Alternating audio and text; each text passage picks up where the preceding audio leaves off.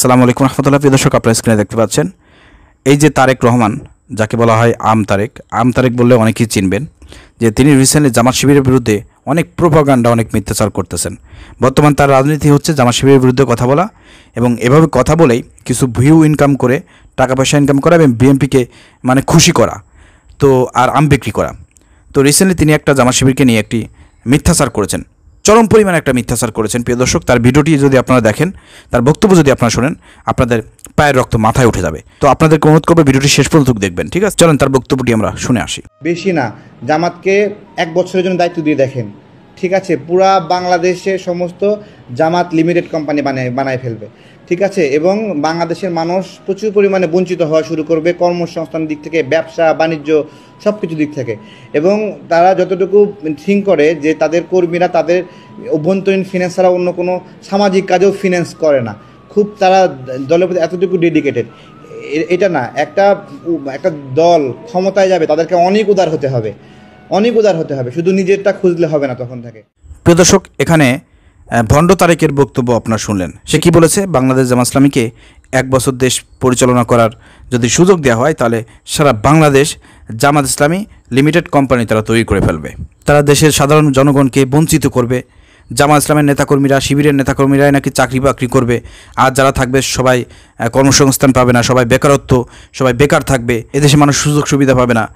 যত রকমের নেগেটিভ কথাবার্তা আছে সেগুলো তিনি এখানে বলেছেন। প্রিয় দর্শক, তারেক রহমানের এই বক্তব্য আপনি কীভাবে দেখতেছেন একটু কমেন্ট করে জানাবেন। আমি এখানে তারেক রহমানকে একটা কথা বলতে চাই।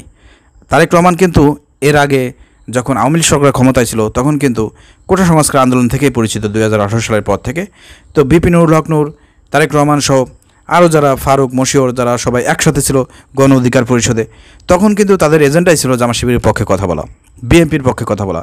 বিশেষ করে জামাত শিবিরের পক্ষে কথা বললেই তাদের পপুলারিটি, জনপ্রিয়তা বৃদ্ধি পেত, তাদের ফ্যান ফলোয়ার বৃদ্ধি পেত। ফেসবুকে, ইউটিউবে তারা মোটামুটি কথাবার্তা বলে টাকা পয়সা ইনকাম করতো এবং জামাত শিবিরের লোকজনও তাদেরকে প্রমোট করে এই জায়গায় নিয়ে এসেছে। তো এই যে 5 আগস্টের পর থেকে আমরা দেখতে পাচ্ছি এই তারেক রহমান জামাত শিবিরের বিরুদ্ধে কথা বলতেছে, একের পর এক জামাত শিবিরের বিরুদ্ধে বিভিন্ন রকমের মিথ্যাচার, প্রোপাগান্ডা করেই যাচ্ছে। আর জামাত শিবিরের কিছু সমর্থক বিন্দু আছে অনলাইন সোশ্যাল মিডিয়ায়, যারা তার বিরুদ্ধে লেখে। এর কারণে তিনি ক্ষিপ্ত হয়ে আরও জামাতের বিরুদ্ধে লাগা শুরু করেছেন।